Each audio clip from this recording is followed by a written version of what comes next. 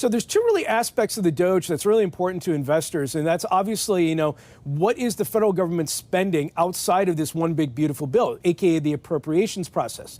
Now, Bloomberg Government actually put out a piece this morning. They have a really cool chart in there that shows you the government expenditures by agency for the month of May for 2025 versus 2024. And the agencies are spending almost about half of what they spent last year. So Doge has definitely done an important, influence in terms of getting agencies to spend less. But ultimately, it is Congress that needs to decide what the appropriations is and what is the spend here. That's going to come up in September, but it's also going to come up in a rescissions package. The White House will most likely send it to the House next week, and they'll say, look, we want to codify a lot of these Doge cuts. We need you to pass this. I would say, though, even though the filibuster isn't subject to this, so it just requires a majority vote in the House and the Senate, a lot of times policymakers are like, look, I love the idea of cutting federal waste on paper, but a lot of that federal waste is also going to my district. So I'm not sure this package will continue or will pass. And I will say, just at least at a first glance, we're not seeing many market impacts to this rescissions package. All right, I'm just looking at some BI litigation. We have some folks in Bloomberg Intelligence that just look at litigation because it impacts industries, it impacts companies, and sure enough, tariffs are, first and foremost here. BI litigation analysis thinks there's a 60% chance the Supreme Court will side with the court's ruling and that tariffs may exceed the president's authority, but it will be very close. So that seems to be what President Trump and his administration are betting on, that they can get this past the court. Yeah, so that obviously, that's my colleagues. And my colleague Holly Frum is the one that's leading this effort. She's actually chatting with clients as we speak.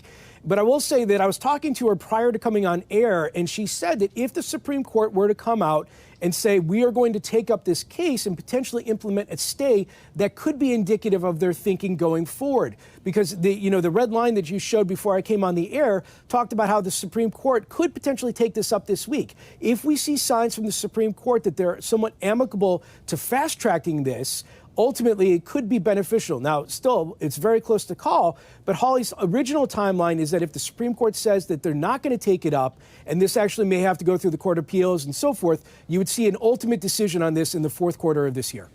What kind of questions are clients asking you right now? Like, the world's really changed in the last couple weeks. What are they asking you the most?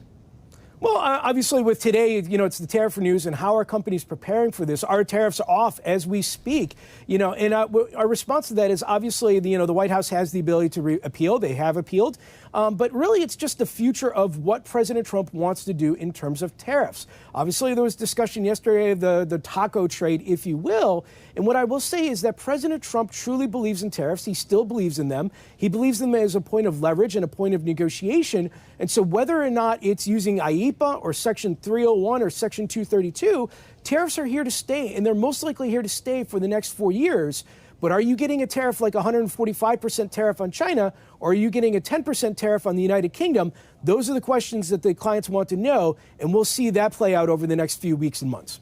And Nathan, I can't help but notice that the Democrats are awfully quiet these days. They've been since the beginning of President Trump's administration. And my understanding was, yes, they're a minority, but not by much. And it was razor-thin majority for the Republicans. It doesn't feel that way from the Democrats. Am I overthinking that?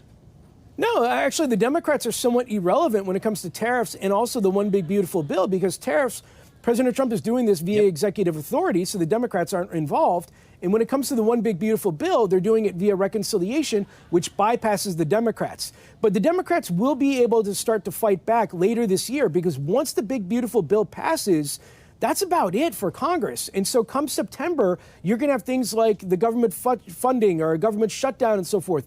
And the Democrats are really going to try and start positioning themselves for next year. It's just that the Republicans are using procedures and processes at the moment that bypasses them. And as a result, Democrats are really struggling to figure out how to combat that.